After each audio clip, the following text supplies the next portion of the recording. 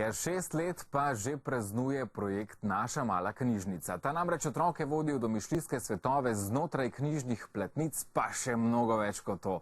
Več o tem z Anjo Keber in pa Martino Farkaš. Dobro jutro obema. Dobro jutro. Anja, za sam začetek, za kakšen projekt dejansko gre? Kot že uvodoma rečeno, vabi najmlajše med knjižne platnice in kaj še?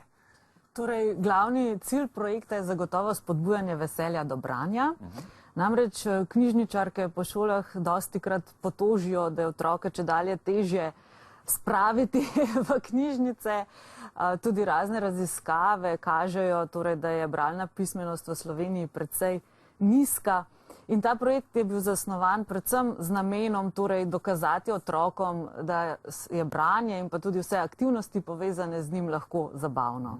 Martina, vi prihajate iz osnovne šole iz Kobilja, ki tudi sodeluje pri tem projektu. Na kakšen način poteka potem naša mala knjižnica na šoli? Res je, pri nas poteka projekt že 5. leto. Vesela sem, da smo navdušili tudi naše vzgojiteljice, ki že 2. leto tudi sodelujejo z vrtcem.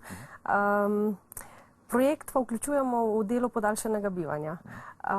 V letošnjem letu jaz prihajam podaljšano bivanje en dan in učenci vejo, da so ponedeljkovi popoldnevi rezervirani za ta projekt Naša mala knjižnica, kjer prebiramo knjige, določene strani organizatorja in rešujemo ustvarjalnike. Za katere starostne skupine pa je predvidena Naša mala knjižnica? Torej, projekt je namenjen otrokom med 4. in 10. letom starosti, je pa razdeljen na dva nivoja. Prvi je za otroke tam v vrtcu in pa 1. razredu, ki so še v fazi opismenjevanja, drugi pa za otroke od 2. do 5. razreda. Kako pa otroci sprejemajo sam projekt? Kot rečeno, knjige, tako če morajo pri slovenščini, kaj za domače branje, ne radi vzamejo v roke. Tukaj je toliko različnih segmentov zraven, ki jih vendarle spodbudijo. V bistvu jih prelisičite, da vzamejo knjigo v roke. V bistvu pred 5 leti sem jih zelo prelisičila, ker jih nisem niti vprašala, ampak sem jih kar priključila k projektu. Zdaj pa se mi zdi, da je to že nekako stalnica, da že vejo, če smo vključeni v podaljšano bivanje, smo vključeni tudi v projekt Naša mala knjižnica. Kaj se znotraj njega dogaja? Omenili smo branje, sabo sta prinesli tudi ustvarjalnik, po domače bi mu lahko rekli delovni zvezek in tudi literarne junake iz knjig, ki jih otroci berejo. Tako. Osnova seveda so vrhunske izbrane knjige, na podlagi katerih potem v sodelovanju z avtorji sestavimo ustvarjalnik. To ime smo kar sami skovali ravno zato, da se loči od teh klasičnih delovnih zvezkov. Namreč naloge v njem so zelo zabavne, ogromno je humorja, barvanja, risanja, ustvarjanja, skratka kreativnosti, tudi kakšen vic se najde za popestritev. In tukaj res nič ni obvezno, to je ta velika prednost projekta. Poleg nalog v ustvarjalniku pa je še cela vrsta dodatnih aktivnosti, s katerimi želimo res zaobjeti vse otroke. Nekateri se bolj prepoznajo v likovnem ustvarjanju, drugi v pisanju, tako da je kar vse pa skozi zgodbo, ki jo prinaša sama knjiga. Martina, s sabo si pripeljala tudi 2 zelo dobra prijatelja, ki sicer sta prišla v Kobilje z vipavskega konca. Tako. Tina in Bine sta prišla iz Vipava in sicer z osnovne šole Dornberg, podružnice, tako prvi B razred nam jih je poslal in zdaj potujeta po domovih kobiljskih učencev. Zakaj pa dejansko gre? Dejansko so to literarna junaka iz ene od knjig. Če lahko pokažem, tole je letos izbrana knjiga. In potem smo s Tine in Bine, tako nenavadne iznajdbe skozi zgodovino in po tej knjigi smo v bistvu izdelali literarne junake. Vipavci so nam poslali njihova junaka, naša 2 junaka sta pa potovala v Vipavo in nabirata v bistvu prazne dogodivščine tam. Ampak Tina in Bine nista samo v šoli, v razredih, ampak dejansko gresta domov tudi z otroci. Tako, skupaj z njima in tole knjigo potuje potem tudi tale zvezek. In v ta zvezek potem v bistvu učenci zapisujejo vse dogodivščine, vse doživetja, ki jih tale junaka doživita pri njih doma. Kaj vse sta v Kobilju zanimivega počela vipavska Tina in Bine? Tina in Bine sta bila že prisotna tudi pri kolinah, ne vem, tudi na bencinski črpalki, na plesnih vajah, na ribičiji. Verjetno pa to tudi buri otroško domišljijo, ne? Da vendarle morata Tina in Bine nekaj zanimivega početi.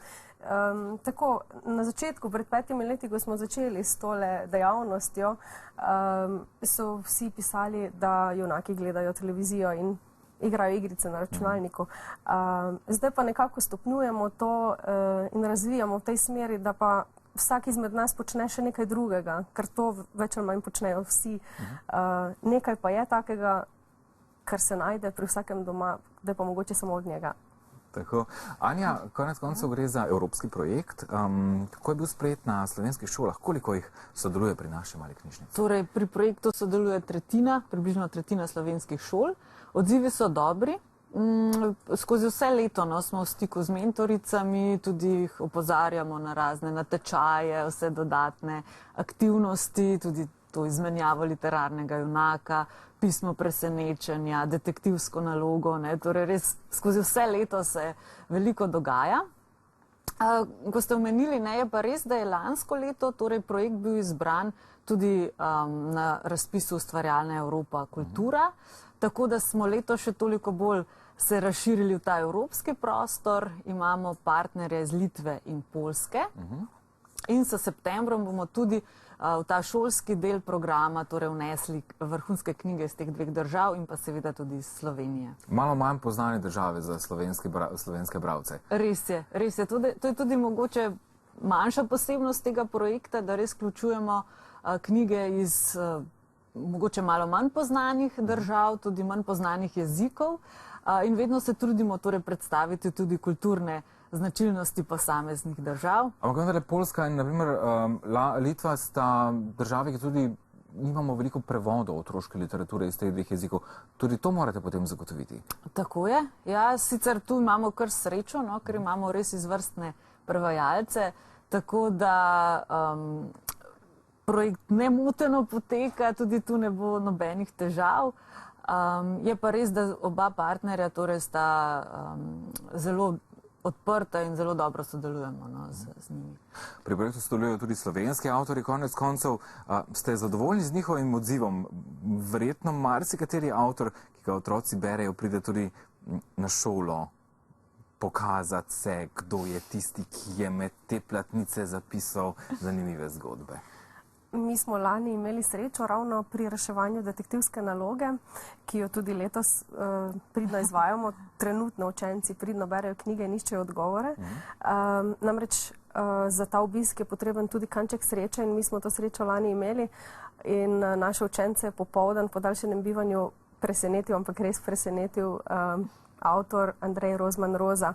In ko je vstopil v razred, nenapovedano, smo vsi res doživeli en šok, ampak pozitiven šok in moram povedati, da so ga učenci zelo toplo, prijetno sprejeli. Niso niti vajeni takšnih obiskov, ker smo res majhna šola in si nekako težko privoščimo takšne obiske in tisto lani je bilo res neka pika na i za ves trud, za vse delo, ki ga vložimo. Neka vrsta nagrada. Učenci še zdaj nekako razmišljajo o tistem in je ostalo vtisnjeno v spominu. Imajo vtisnjeno v spominu določene stvari iz tistega srečanja. Pa otroci potem kaj raje posežejo po knjigah, ko dejansko spoznajo nekoga, ki je to zgodbo ustvaril, ki morda če kakšno ozadje celotne zgodbe razkrije. Mislim, da zagotovo. Tudi tako pri nas recimo večkrat povabimo kakega slovenskega avtorja, recimo tudi na podelitvi nagrad pri literarnih natečajih in se potem vidi, da otrokom to strašno pomeni. Zdaj še mednarodna komponenta. To bo pa še toliko bolje. Že sedaj pravzaprav od 13. do 19. aprila gostimo litovskega avtorja Kęstutisa Kasparevičiusa, ki bo imel delavnice tudi v Mariboru. Naslednje leto pa še ostale avtorje, tako da bo res pestro dogajanje. Bi pa mogoče samo, izkoristila to priložnost, pa povabila gledalce, da se nam pridružijo na naši internetni strani www.nasamalaknjižnica.com,